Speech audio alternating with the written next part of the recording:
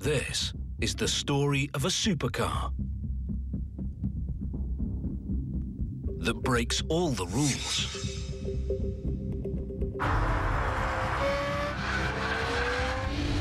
A supercar designed like no other, with a squared-off, box-like body, a practical four-seat layout, at an affordable price for this kind of car.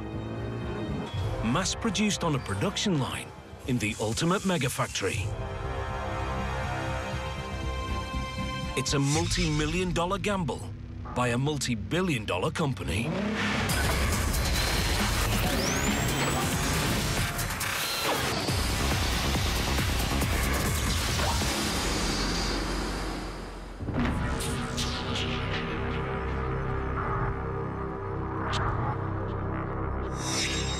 Japanese carmaker Nissan builds 5 million cars a year. Not all are created equal.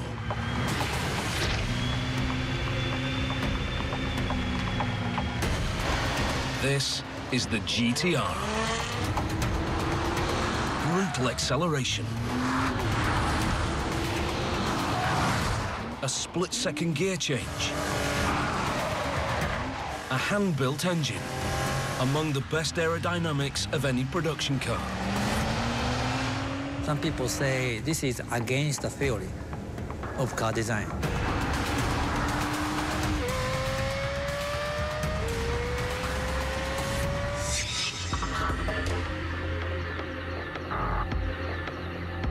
It takes the fight to the likes of Porsche, Lamborghini and Ferrari at a price that undercuts them all. This is effectively a giant killer.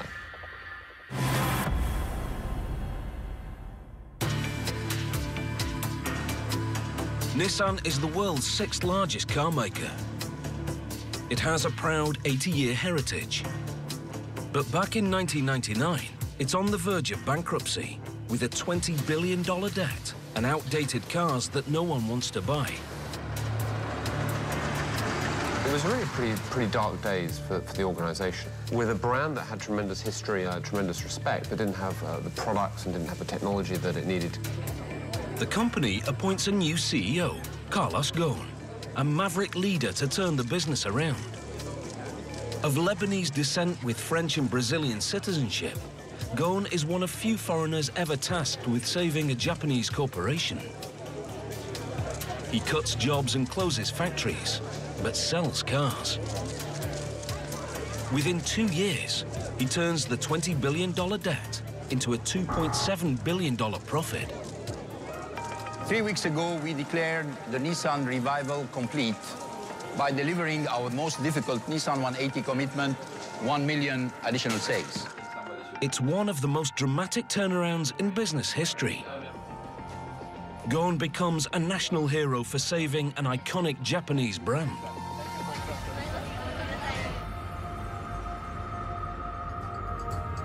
To cement the company's place back at the top table of car producers and to inspire brand confidence, Ghosn takes a big gamble.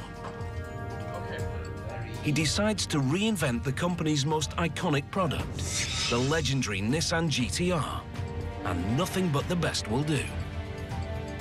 I told them no compromise. I don't care how much time it's going to take. I want a very strong performance car. Get it wrong, the company loses millions and becomes a laughingstock in the industry again. Vice President of Communications, Simon Sproul, was instrumental in relaunching the Nissan brand. If you develop a car like the GTR, you are overtly taking on the very best in the world, and you're making a very big statement. The price of admission is very high, and the cost of failure is very high as well. Ghosn has just one man in mind for this mission. Chief Engineer Kazutoshi Mizuno. He's been a race engineer, team director and car designer for over 40 years. Crucial experience for creating a car that could revolutionize supercar expectations. Mizuno becomes the godfather of the GTR. The supercar market was only accessible to people with specialist driving skills or considerable amounts of money. I wanted to change that by opening up the market and creating a supercar that reflected our customers' needs.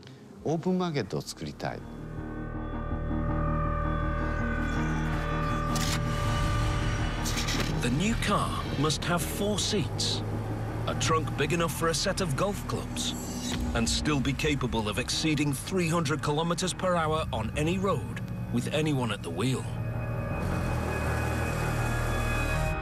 I wanted to create a supercar for anyone, anywhere, anytime, where even the customers themselves would become super.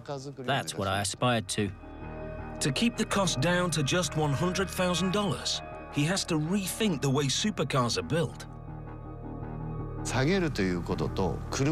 People often misunderstand, believing that high-performance cars need to be handmade, but I totally disagree with that. This will be a mass-produced car, built on a production line. It's a bold idea. Every part of a supercar is exposed to the extreme stress of high speed, so requires ultra-precise assembly. Any error, and the consequences are unthinkable. Mass-producing a car that can go at speeds of up to 300 kilometers per hour requires 4 to 5 times more accuracy per part, compared with making the same car by hand.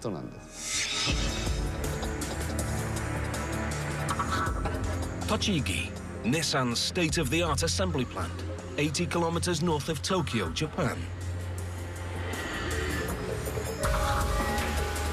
The size of 600 football pitches, with 5 canteens and a hospital. This is a true mega factory.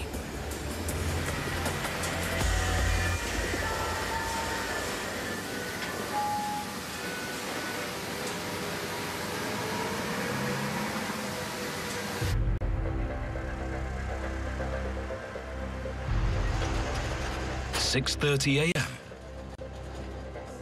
Over 2,000 workers start their shift. This plant produces 1,000 cars a day. Most are high-volume mid-range models, produced using the latest mass production methods. But 1 in 7 of the vehicles that come down the line is a GTR. The poster boy of Japanese automotive engineering is assembled by the same people who make 4-door family cars.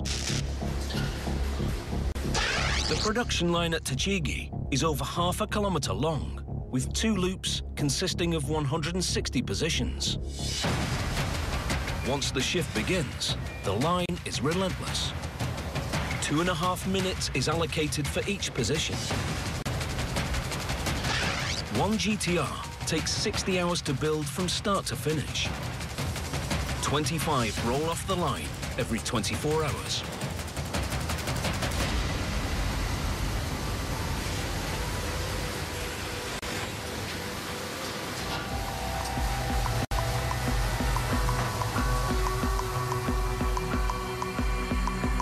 The GTR may be all new, but the name has a proud history.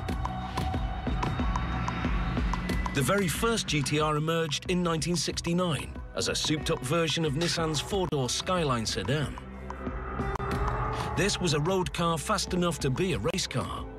Soon, the young Japanese pretender was beating the world's best.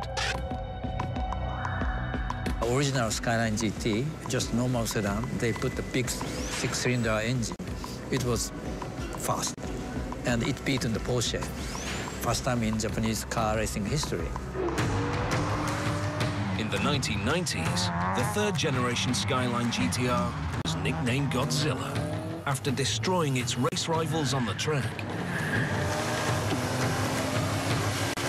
The nickname Godzilla stems from the fact that it came from Japan, that it had this sort of mythical giant-killing ability. The Skyline GTR is legendary in Japan. It's revered in popular culture featuring regularly in the country's manga comics as an iconic hero car.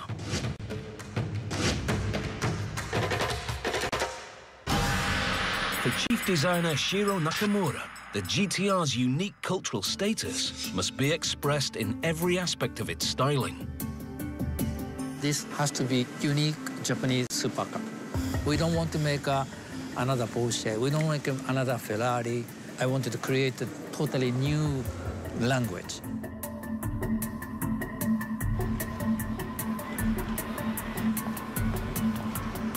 In the West, supercars are curved, sleek, and streamlined. The GTR's bodywork is the polar opposite. It's square, angular, and blunt. This angular design takes much of its inspiration from another Japanese graphic creation, Gundam robots.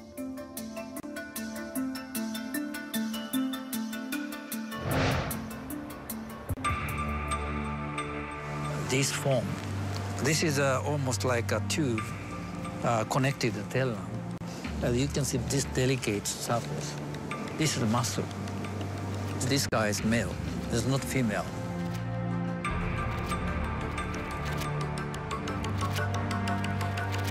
This masculine robot-inspired boxiness may seem the wrong shape for an aerodynamic supercar, but every bold angle channels air around the GTR's brutal and efficient body. People tend to think the boxy car is not better for aero. That's not true.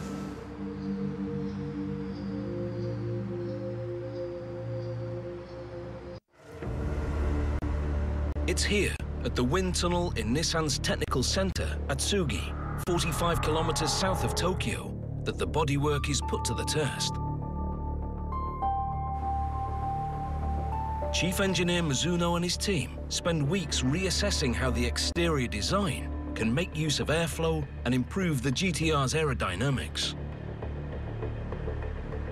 A model 40% the size of a real GTR is positioned on rollers, which rotate, simulating speeds of up to 300 kilometers per hour.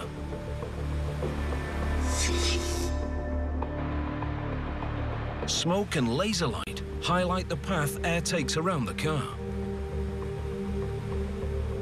The smoother the airflow, the better the aerodynamics, and the lower the drag. There are no vortices on the body surface. In fact, vortices can't form on the body surface. Even the air at the sides is flowing nicely. This vortex-free design reduces drag. Aerodynamic efficiency is measured using a number called a coefficient of drag, or CD number. The lower the number, the better.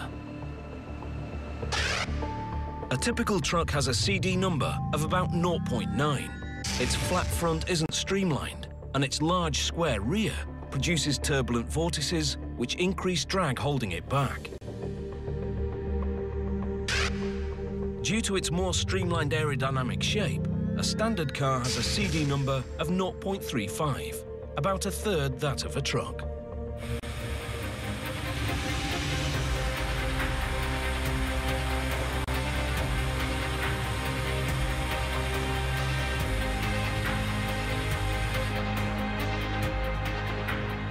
All the hours in the wind tunnel pay off. The chiseled GTR has a CD number of just 0.26. One of the lowest for a car in production today. This car has a very, very good aerodynamics. Every detail is designed for better aero. Aerodynamics is crucial to many aspects of the car's performance. With his racing background, Chief Engineer Mizuno is experienced in getting the most out of the airflow as it passes over the car. Air that hits the top of the bumper bar or the front spoiler is actually directed sideways. Using the force of this airflow, the braking system is cooled, the engine compartment is cooled, and downforce is produced at the same time.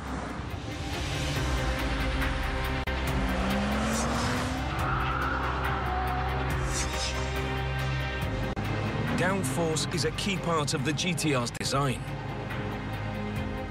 As air passes over the car's body, it presses downwards, pushing the tyres into the tarmac. This force gives the car more grip, allowing it to accelerate faster and corner more quickly.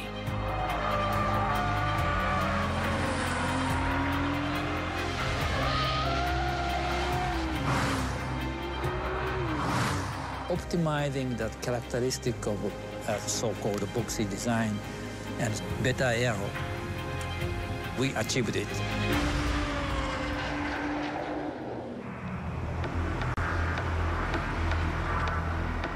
Back at the Tochigi Mega Factory, the GTR starts life here at the body shop.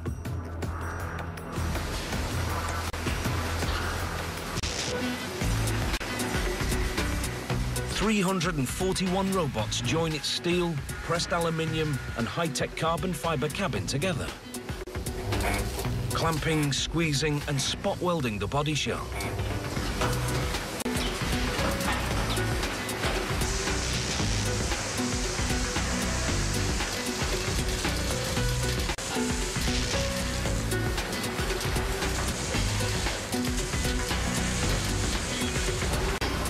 "7,000 welds later, this GTR gains a roof.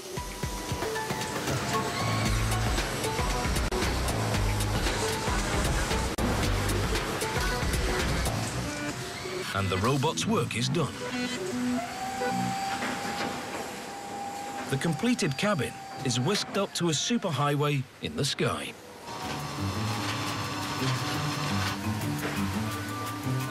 Tochigi operates on 2 levels. The ground floor is where the cars are built, painted and tested. While above, a series of automated conveyor belts move cars and components throughout the factory without disrupting the workflow below.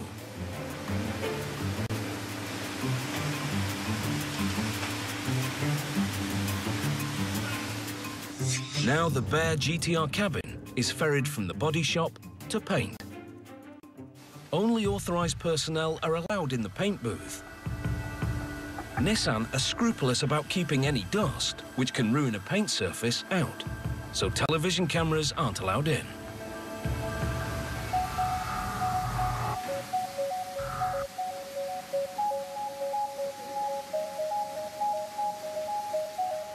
It emerges to be manhandled into a tunnel of bright lights.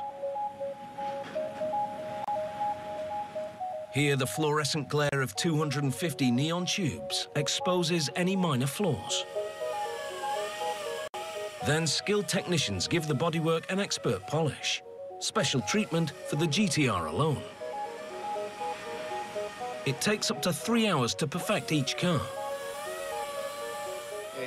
I'm very proud to be involved in producing the GTR. It's a car I've idolized since I was a child.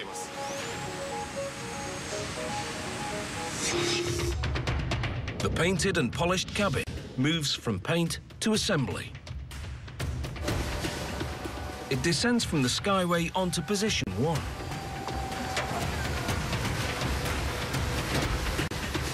Here the doors are removed. This gives the workers easy access to the car's interiors.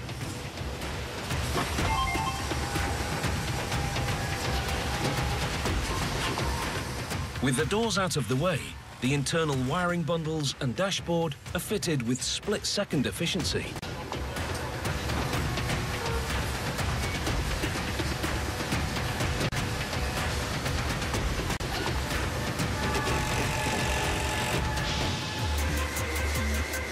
The carbon fibre rear spoiler is attached.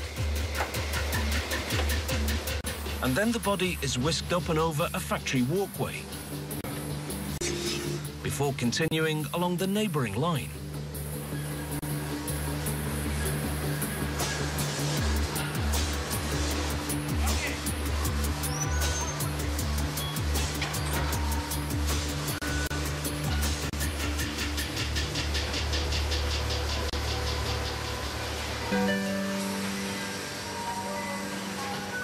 In another corner of the assembly plant, the GTR's engine arrives and is hoisted onto a travelator.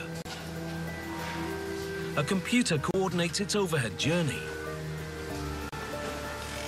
This engine will rendezvous with its body at precisely the right time, back on the main production line.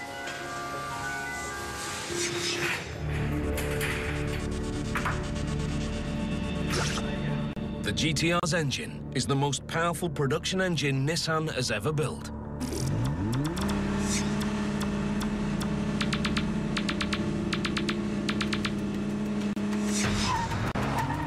It rockets the GTR from 0 to 100 kilometers per hour in just 2.8 seconds.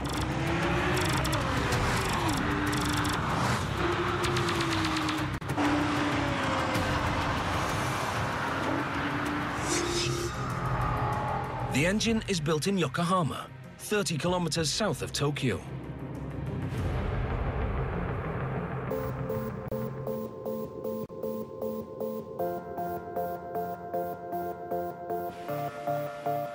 Every GTR engine is crafted by hand. High-performance engines cannot be mass-produced. To keep contamination to a minimum, the engine is assembled in a sealed clean room.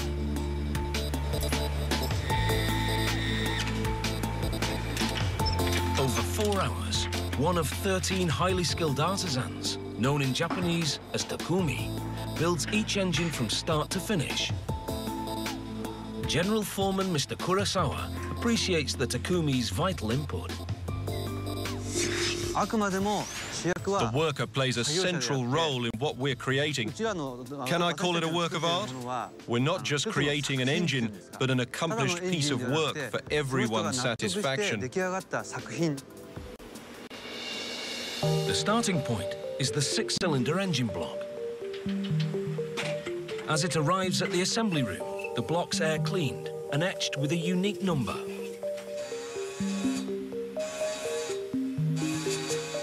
And then passed through an airlock and into the clean zone, where a master craftsman awaits.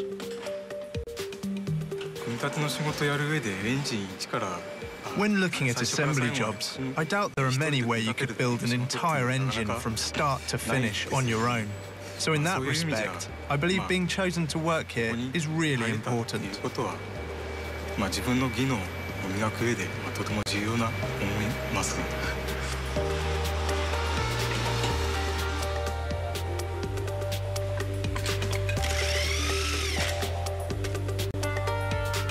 The tension on every nut is critical. A $1 million machine verifies the torque.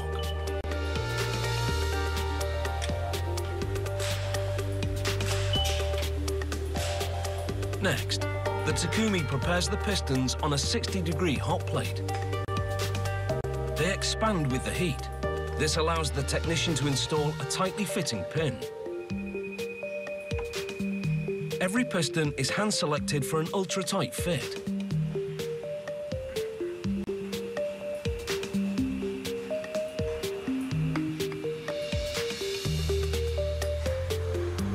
The cylinder head is bolted in place.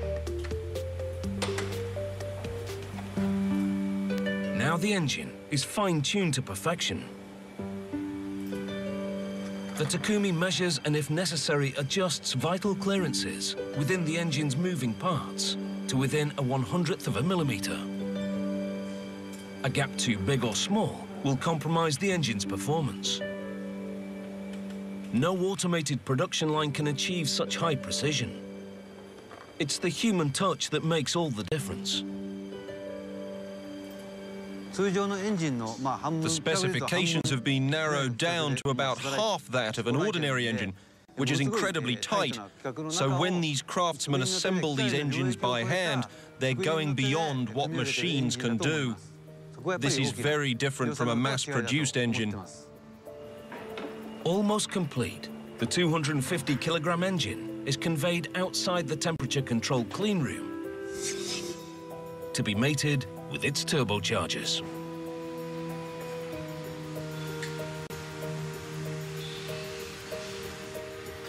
Turbochargers are one of the simplest, most compact ways to increase an engine's power without increasing its weight.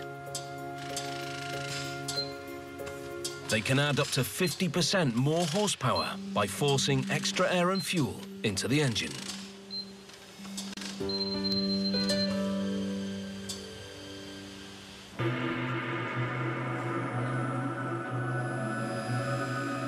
Fully assembled, the engine is ferried across to the dyno room, where it started for the very first time.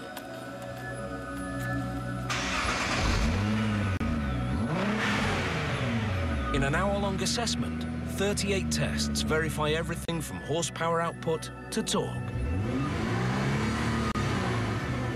This data, individual to each engine, is saved and given to the new owner. Still, the workers worry whether they've done enough.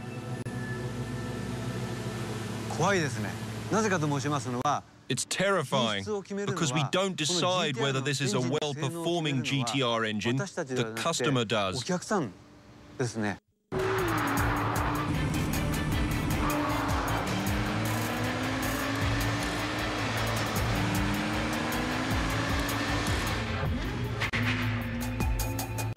Although this hand-built engine is powerful, Chief Engineer Mizuno chose the V6 for its size rather than its power.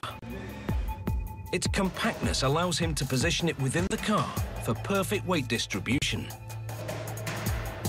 I want to make it clear that the role of the engine is not just to give power to the car. We need to consider the center of gravity of the engine and its weight mass. By positioning the two heaviest components, the engine and transaxle, over the front and rear wheels respectively, Mizuno achieves perfect weight distribution. This balance gives precise handling. Mizuno's next trick is to get the engine's 545 horsepower onto the road effectively. To do this, he throws the car design rulebook out of the GTR's window. Conventional thinking dictates that a lighter car accelerates faster. At 1,700 kilograms, the GTR is heavy for a supercar, but it still achieves 0 to 100 kilometers an hour in 2.8 seconds.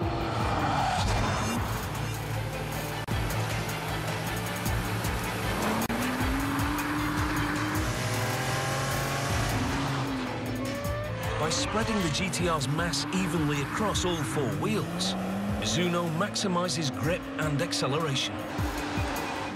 Weight distribution is key to the GTR's supercar status and smooth ride.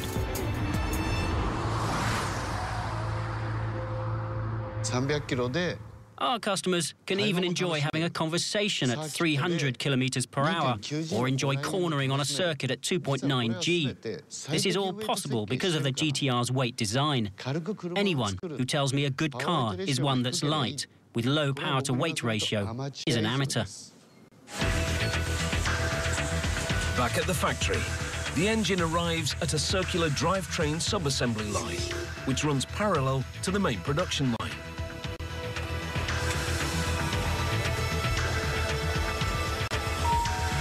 Here, the engine is paired with the GTR's transaxle, which contains a gearbox.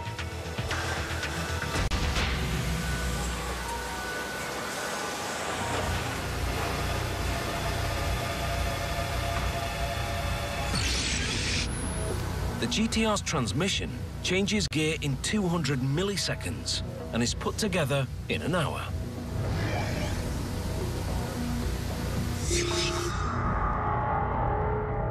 Nagoya, 270 kilometers west of Tokyo. Here, the Aichi Kikai plant is home to the GTR's gearbox assembly room, an area that aspires to aerospace levels of cleanliness. The room is kept at a higher pressure than outside, ensuring a constant outflow of air and contaminants. Just like the engine, master craftsman the Takumi hand-build the gearbox, assembling its 19 cogs in just 7 minutes. The 6-speed automatic gearbox is state-of-the-art. It's the world's first independent rear-mounted dual-clutch transmission. Dual clutch means one for the odd gears and one for the even. When you change into odd, the next even gear is set and waiting.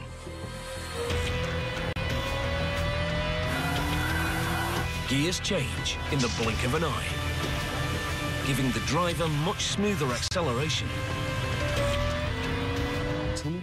We can't have a transmission that feels jumpy and jerky when changing gears and has problems with friction and backlash. As soon as the pedal is pressed, the engine should generate power smoothly, with precision.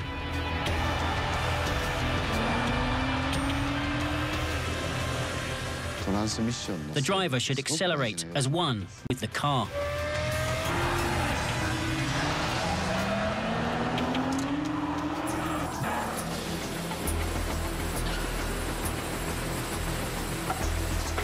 The Takumi housed the gearbox in its casing and flush it with oil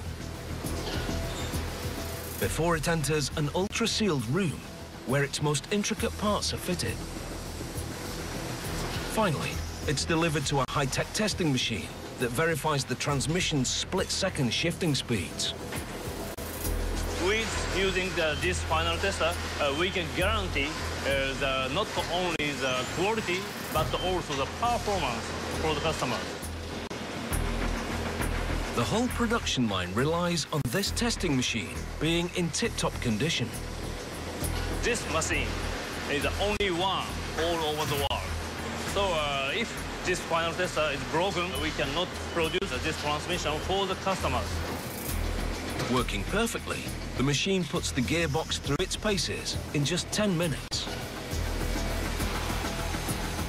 It's passed the test and is pushed out of the clean room and heads straight for Tochigi.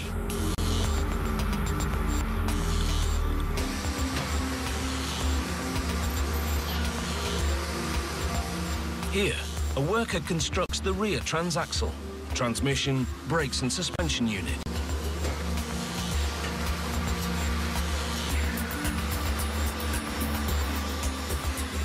Job done, he fine-tunes the suspension. Using a test rig, the technician aligns the suspension geometry so the handling will be perfect.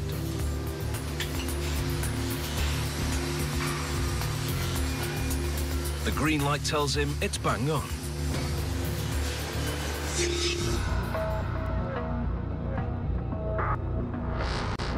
The GTR suspension is another world first. It monitors weight distribution across the car. Every 100th of a second, onboard computers adjust the suspension units, even taking the driver's mass into account.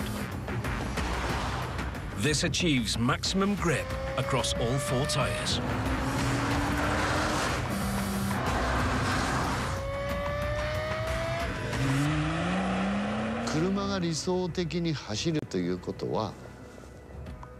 Ideally, when braking, accelerating or cornering a car, the load on each of the 4 tyres, or its grip, should be equal. That's the best condition.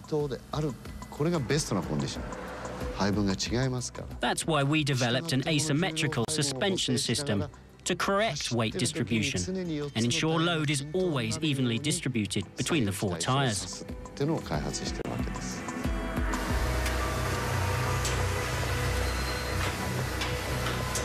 A forklift carries off the combined brakes, transmission and suspension to the drivetrain assembly line.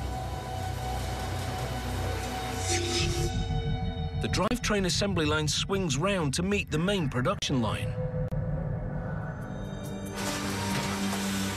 A computer has calculated exactly which model of car is where on the main production line, and it's coordinated a drivetrain to meet that car. It's crunch time for these line workers. Drivetrain fitting is complicated for all the models at Tochigi, but more so for the GTR, where an extra worker is needed to perform this task.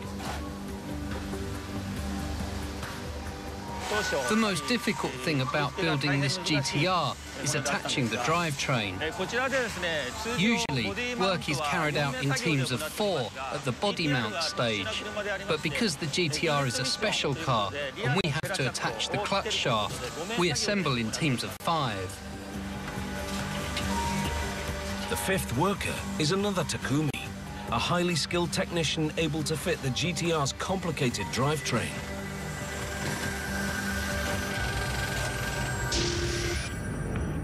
What makes the GTR's drivetrain difficult to fit is the combination of all-wheel drive and rear transmission. Power must be delivered from the engine via a prop shaft to the rear gearbox and onto the rear wheels. But because the GTR uses all-wheel drive to provide phenomenal grip, power must then be transferred back via a second prop shaft to the front wheels.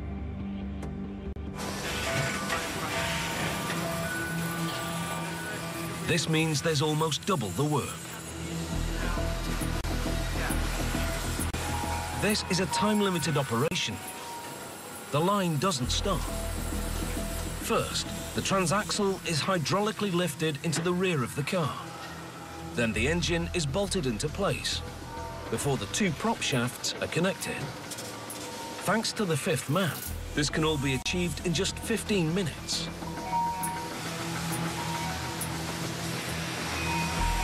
Job done. The Takumi returns to the start of drivetrain assembly to prepare for the next GTR. Back on the main line, the GTR gains its exhaust, super lightweight alloy wheels, and nitrogen-filled tyres. Regular air is considered too unstable for this supercar.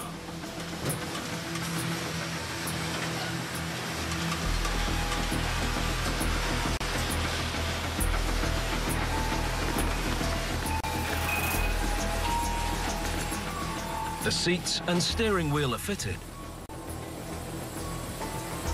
and the car is reunited with its doors.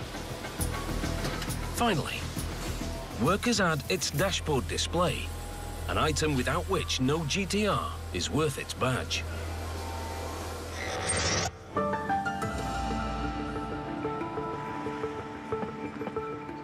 The onboard dash display gives detailed information about the car's performance and has always been a big part of the GTR's appeal. For the new car, the decision was made to update this feature. To do so, Mizuno turned to an old friend, Kazunori Yamauchi. The first car I ever bought with my own money was a GTR. So it's a sports car that has a special place in my heart. But it's an unusual choice. Mr. Yamauchi is no car designer and has never worked for an actual car company before. He's the president of Polyphony Digital, the creator of a video game called Gran Turismo. This game simulates driving thousands of different cars in hyper-real fashion. It's sold millions of copies around the world, and it features every GTR ever made. Yamauchi is the father of this virtual phenomenon, but he's never had the opportunity to apply his passion to a real car until chief designer Mizuno asked him to create the computer display for the new GTR.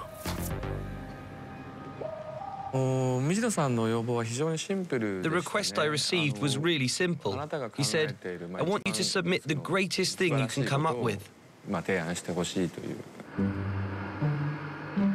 Gran Turismo players get a constant blow-by-blow update of how well they're driving in the virtual world. For Yamauchi, there was no reason GTR drivers in the real world should not get the same. I love to drive, and I drive every day. By doing this, I realized that gaining this knowledge while you're driving is actually a form of entertainment in itself.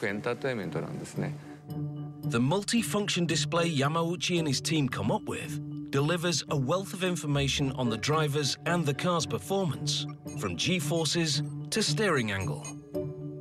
This has only ever been experienced by video game enthusiasts before. By having information appear, driving becomes anything but boring. You experience a level of enjoyment like nothing you've ever experienced before. GTR built its reputation and got its name in the virtual world first. So to have that technology in the car is kind of adds to the coolness, the mythology, the unexpectedness of GTR.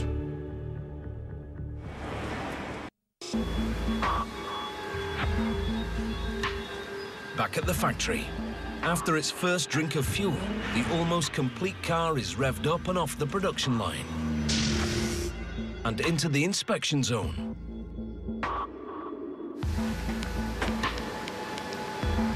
Here, workers shift it through all 6 gears, rocket it up to 130 kilometers per hour and test the brakes. Then it's into another tunnel of bright lights to check for any paintwork imperfections. Given the OK, it's driven onto a jack and the underbody fitted, before finally gaining its badge.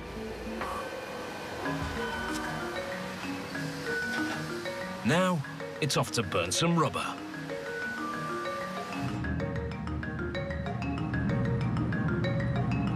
Every GTR undergoes a punishing 30-kilometer bedding in. Kazuo Shishikora is the test driver who puts each car through its paces.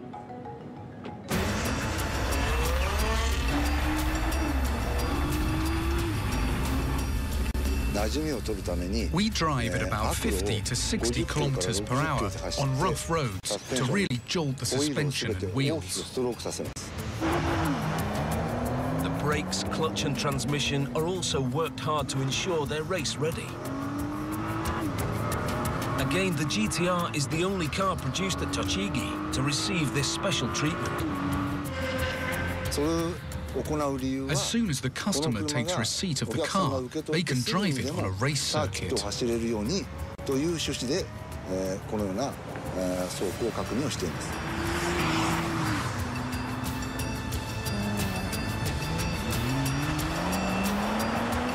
Every day and night, a team of 10 test drivers thrash 25 GTRs around this test track.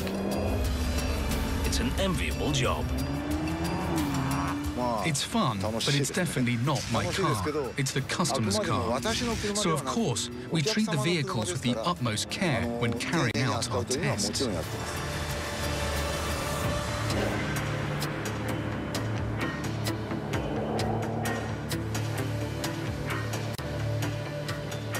Back in the factory, after a wash and dry, this GTR is on its way to its new owner, joining the 4,000 shipped around the world every year.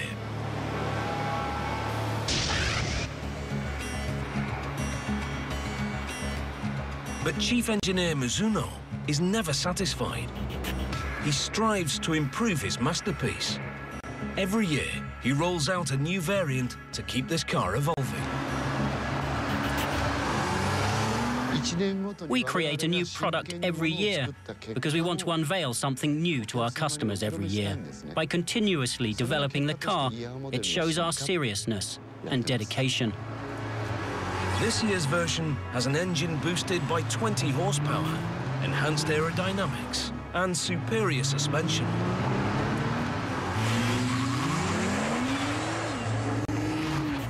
And if that's not enough, there's also a race version available to add more spice to the beast from the east. Even now, I'd say that I've only been able to achieve about 80% of what I initially wanted from the GTR. As for that remaining 20%, I want our customers to be eagerly awaiting the GTR's evolution. This isn't the end of the story. This is just one of the chapters, and I think that's the really cool thing about a vehicle like the GTR.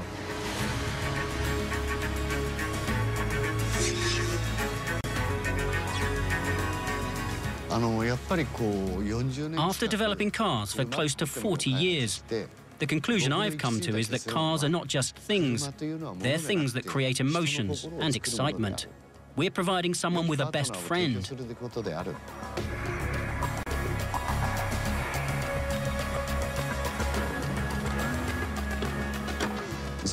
That's my conclusion.